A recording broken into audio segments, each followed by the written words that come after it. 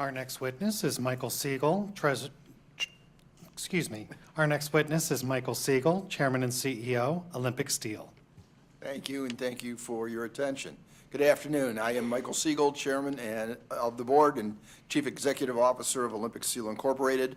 On behalf of Olympic Steel, our nearly 2,000 employees, our customers, and our communities, I thank you for the opportunity to appear before you today to discuss the overcapacity crisis in the global steel production sector and how it is negatively impacting the American steel industry and the stakeholders I serve. This crisis has originated from the interventionist practices and policies of huge steel players like China, although not them exclusively, which has forced our industry and markets to become flooded with dumped and subsidized imports. As such, it is incumbent upon the United States, particularly the USTR and the Commerce Department, to immediately strengthen our enforcement of anti-dumping and countervailing duty laws to protect our jobs and communities and to work with other countries to stop and fix this current destructive situation. Olympic Steel is a publicly traded U.S. tax-paying metal service center headquartered in Cleveland, Ohio. We specialize in the distribution and processing of large volumes of flat-rolled carbon, stainless and aluminum sheet, plate and coil, and pipe and tubing products. These all include hot-rolled, cold-rolled, and coated steels. Our customers include transportation equipment manufacturers, including automotive, truck, trailer, and rail manufacturers, construction and farm machinery, storage tanks, environmental and energy generation equipment, food service and electrical equipment. This is the largest manufacturers in their sectors, as well as general line small OEMs and fabricators. However, the global crisis of steel overcapacity is threatening our company, just as it is threatening other segments of the U.S. steel industry. As we are observing, the pricing and profitability of the entire domestic supply chain are all in danger from this onslaught. We are seeing the effects throughout industrial America, where many smaller players are continuing to go out of business. In addition, with the transfer of manufacturing abroad, also brought on by steel overcapacity in China and other countries, it is harder for us as distributors to find customers which we can sell steel. The surge in China steel production is unprecedented against any measure. In 2000, the steel capacities of the United States and China were almost the same.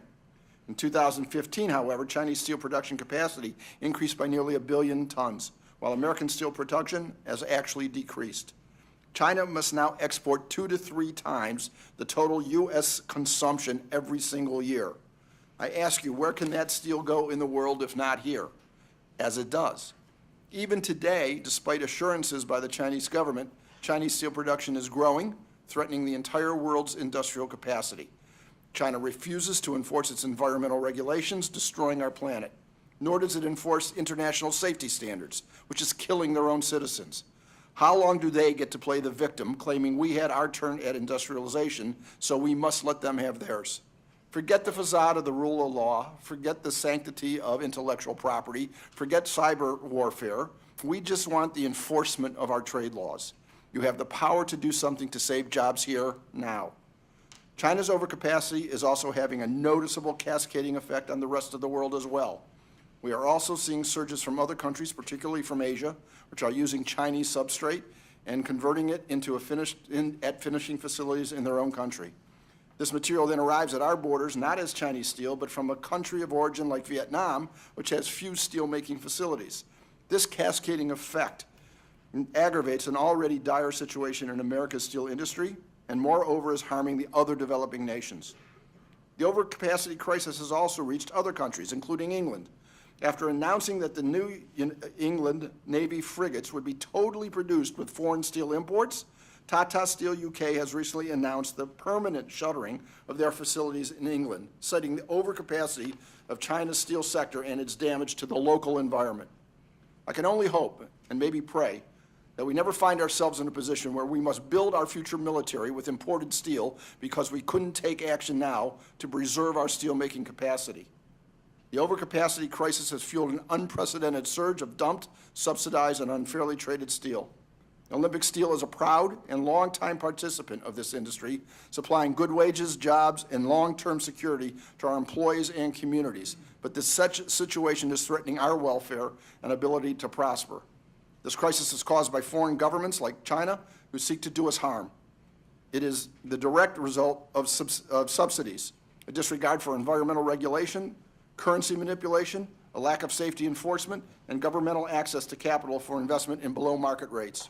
One might even contemplate that this might be strategically designed to weaken our military and our ability to provide security to our shores. As such, the United States must assert its ability to both enforce its trade laws and coordinate with other fair-minded nations to immediately stop this destructive situation. Finally, the United States must not accept promises of action at some future dates, which typically passes with nothing actually changing for our benefit. For the sake of our communities, our families, our security, please act now to save our steel industry before it disappears into a PBS historical narrative. Thank you.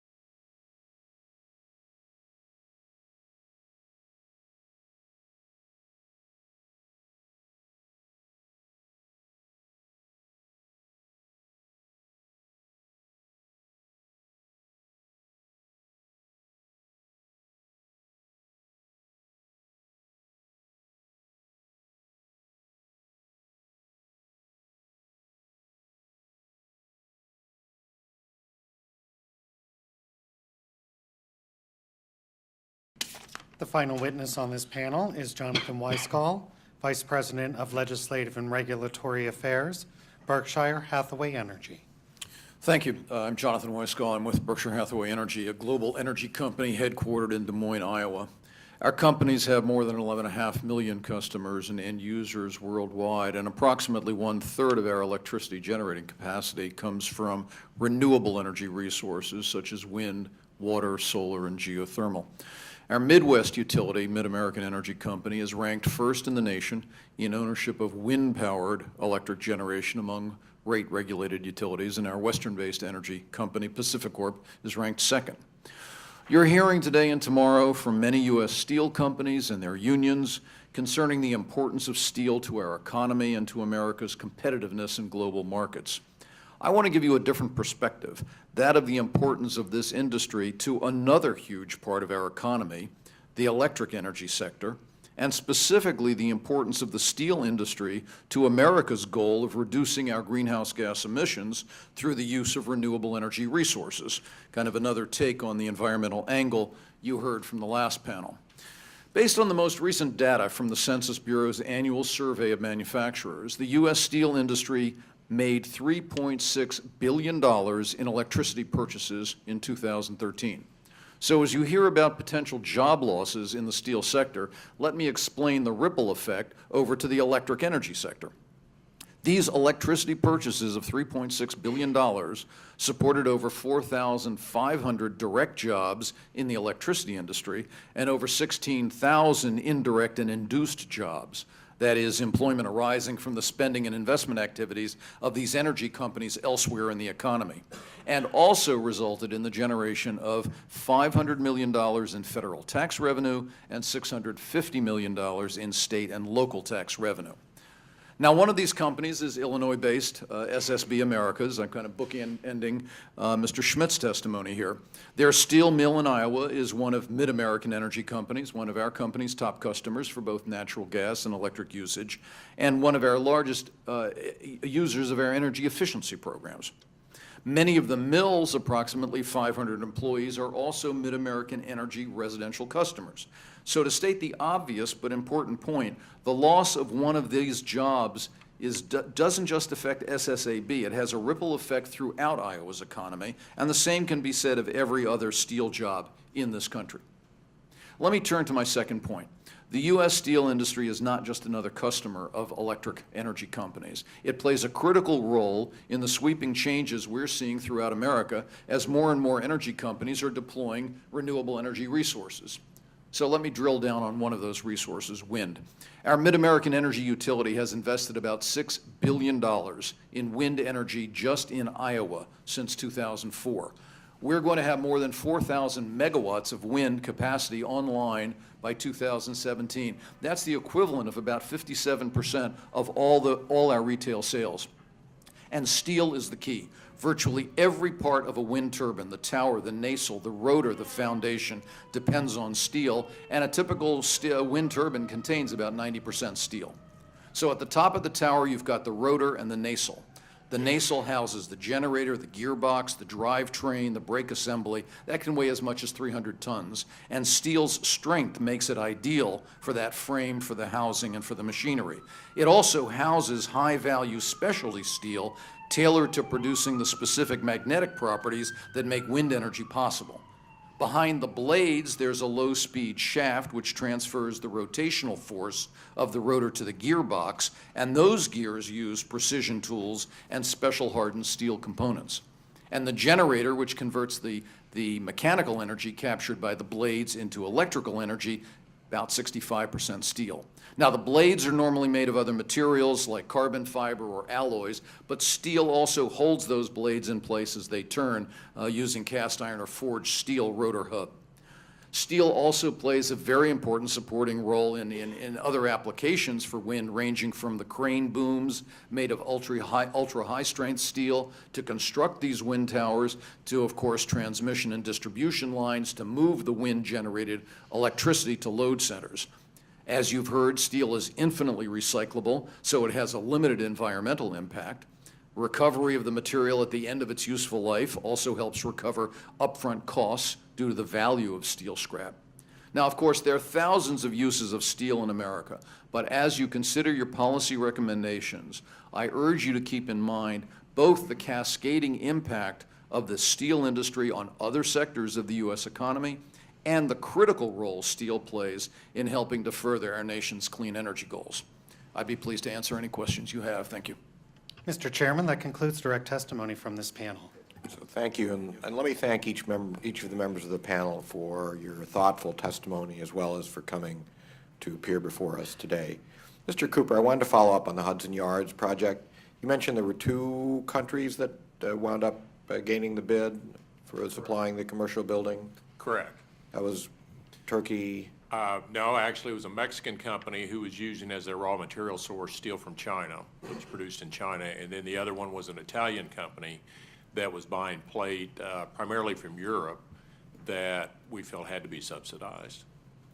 So can you elaborate a little bit on the indirect effects there of what appear to be the overcapacity issue located in China and other countries, and the other question perhaps from your Italian supplier?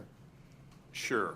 Well, specifically with regards to Hudson Yards project, it's a good example. So the Chinese, as has been stated in earlier testimony, they're afraid to dump some of this structural plate directly into to the U.S., so they're circumventing, that exposure by selling it to a Mexican company. The Mexican company then fabricates it, essentially adds value to it like we do, where it will go together to assemble into a frame for a building. And then they transport that to New York in that case. And what took place with that project, they actually were in somewhat in concert with this Italian company. They're both furnished in that same project together, and they've split it kind of in parts. And but again, they're buying their mill sources from, and I'll elaborate on the Italian company a little bit. But they're buying their raw material sources from Europe and Austria and Spain and Italy primarily. And what they do, which I'm not sure if any of the beam producers have been here and testified today, but Nucor, for example, produces wide flange beams that we use in UC and buildings being constructed around Washington. That's the primary, that and plate are the 2 primary raw material sources that we use to fabricate. We do the detailing, engineering, and fabricate to those details the structural steel that then goes up into a building frame. So what the Italian company has done is, because they don't have that beam making capacity, they have it available in Europe through Middle and some other sources, but what leads us to be pretty convinced that the material they're using that's subsidized is that they're actually buying raw plate from those 3 countries that I mentioned. And they ship that plate to one of their factories. They actually build the wide flange section itself, so they have a whole labor making operation that we don't have when we buy from Nucor, SDI, or Gerdau. So they have that whole labor operation that's added to their cost structure that we don't have. They build the shape out of plate. They have a whole other handling operation where they take that section that they've now built, they load it up, ship it to another plant, and they fabricate it there. Then they put it on a boat in a northern Italian port and ship it all the way to Wilmington, Delaware. It's unloaded and staged in New Jersey, and then shipped into the job site in Manhattan.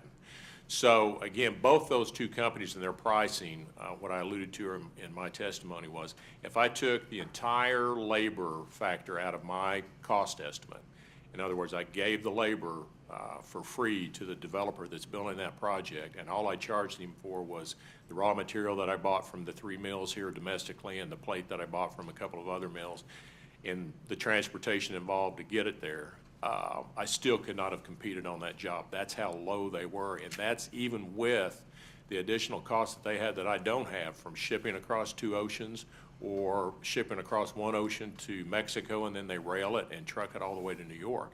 And there's just no way for that to be sustainable and for that to be on a cost basis that's anywhere equal to ours. Thank you. That's very helpful. Ron Lorenzen.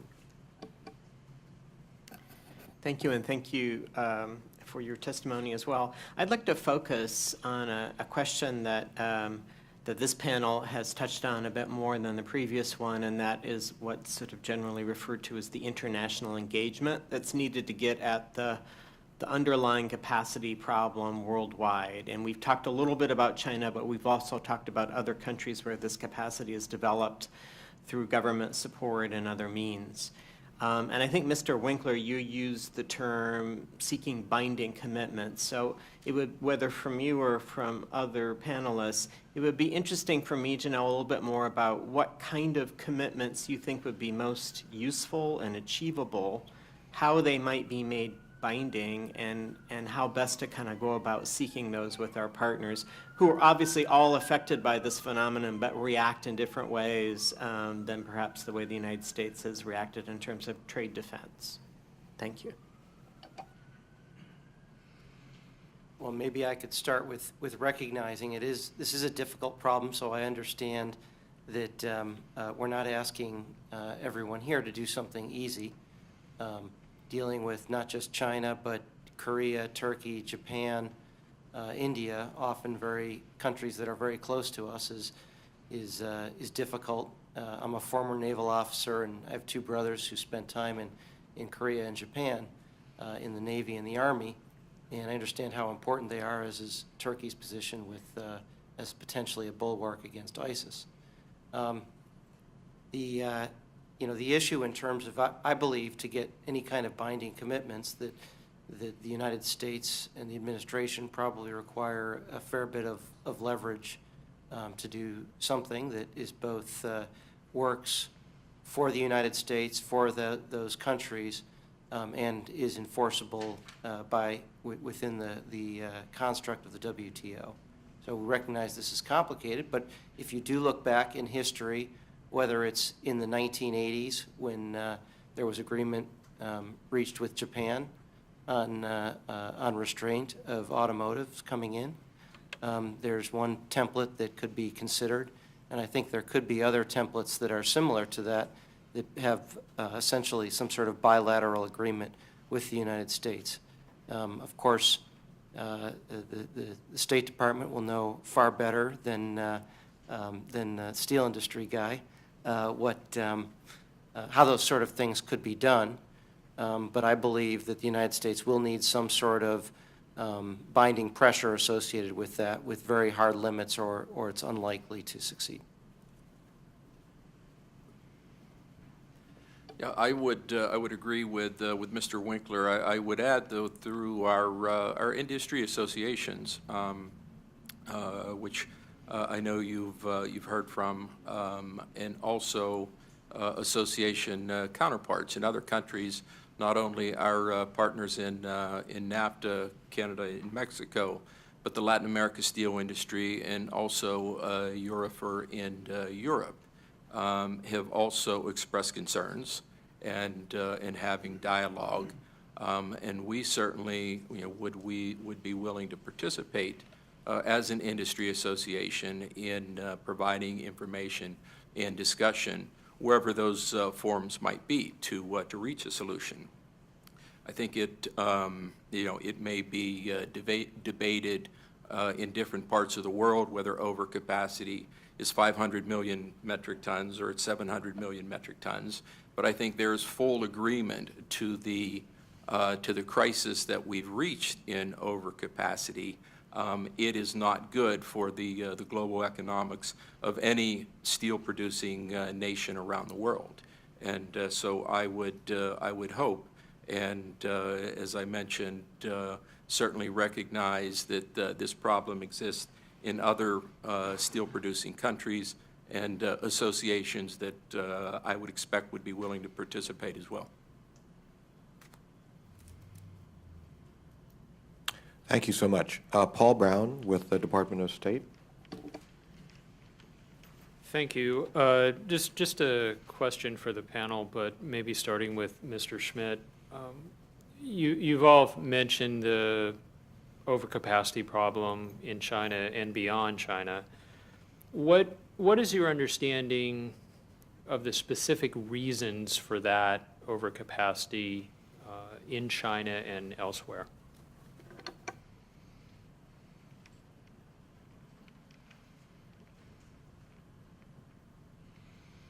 No, I'm sorry. I think getting to the specific reasons really boils down to an economic agenda, if not a government agenda in securing its own manufacturing footprint. Certainly, many countries around the world, and particularly as the U.S. was built on a very strong manufacturing base to support infrastructure, military, as well as many other needs of the steel industry. But recognizing the extent of the volumes that are consumed externally and available in trade around the world is a difficult question.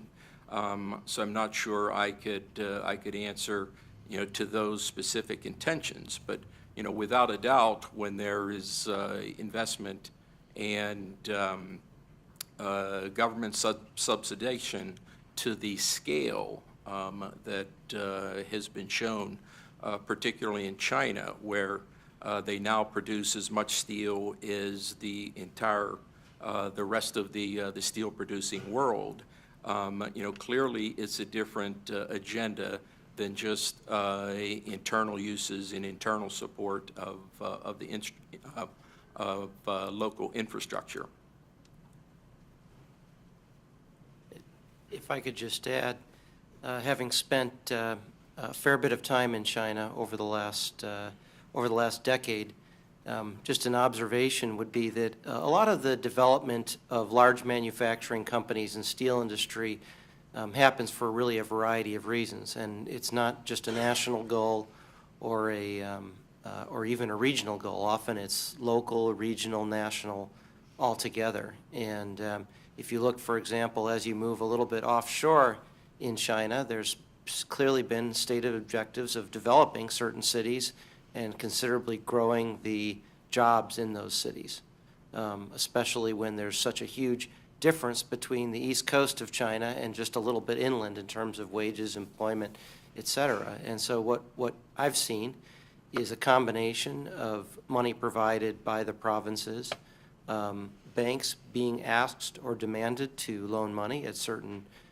interest rates, the power bills being demanded to be significantly subsidized, cost of infrastructure, of transportation for workforce, and all of these things essentially being provided. And when you add up the whole picture, the actual amount of risk that the company that had to make when it made those investments is incredibly low, and there really isn't any, as a state-owned enterprise, and the only risk taker is really the government in it, and that's what we have to compete against, and that's led to these massive developments, in addition to, of course, the high expectation of Chinese industrial growth continuing at 7 to 10%, which I think we all know now is not realistic. In countries like Korea, it's actually, I think it's more difficult to see. I think often there are handshake agreements about making sure that loans are backstopped, and this makes it a very attractive investment opportunity. Were that we all had very, very low interest rate loans available to us without risk, it would change probably our investment tactics as well. China's obviously a complex country, so it would be difficult to actually answer your question effectively. I'm not sure that anybody is truly a China expert. I mean, I've read Kissinger's book on China, which is a very profound book in terms of their long-term interests, in terms of how they view their status in the world and their status according to history. But obviously, the central government, and everybody can define it differently, one might call it a totalitarian capitalist society, among other definitions. But it seemed to be that, if you go back over the last 20 years, China would come out with some prediction about their growth. It would always be somewhere in the 7 to 10, and it would come out 20, or maybe they'd go, it'd be 12, and it'd be 25, and then now it's 7 to 10, and now it's 2 or 3 or negative. I think you saw that the national government of China controls the ports. But what you saw was a lot of regional politicians who wanted to create status in their own particular political career and/or economic gain. And so what you saw was China would come out with this prediction of what their steel production would be next year or in 2 years, and it would come out and literally be double what they said it was. Now, it's hard to build 100 million tons of capacity in steel without anybody noticing. But somehow it seemed like for years, it would increase by 100 million tons, and nobody knew how it got there. So I would just say it's hard to understand what their rationale is. One would say employment, and they would go and, if not for the employment, they'd have revolution in the streets because they brought people off the farms to the cities. We can argue the same thing here. I would just argue that China has a very long-term view in terms of their status in the world. I think that they believe that they are a special people, much as we Americans do as well. I think the Chinese believe that they are special. And I think that they have a long-term strategy to be a dominant force in the world, and they're going to do it from any variety of different mechanisms of how to capture the economics of the world for the benefit of their own people. Thank you so much. Greg Shepley? Thank you, Chair, and thank you, panel, for your testimony. I'd like to raise a question with the panel to get your views about the process of seeking import relief. Often it's not timely, it's costly, and so forth. Mr. Winkler and this morning Mr. Taub mentioned how other countries have responded more quickly to seek import relief for their companies. I'd like to get your reactions on that.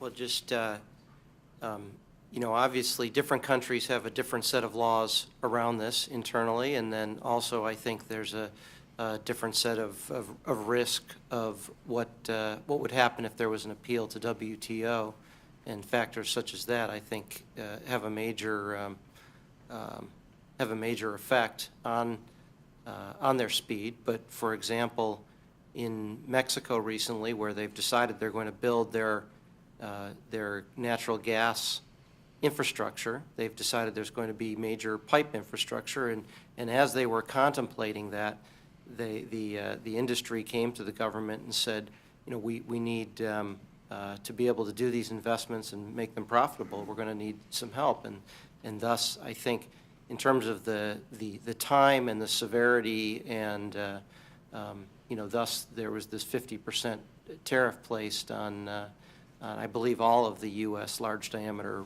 pipe producers in a very, very short period of time. And I think that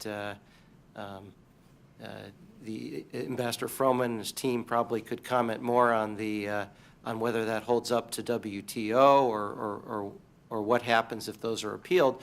But I can tell you that we have no intention of appealing it. It would cost us millions of dollars to go through a process like that.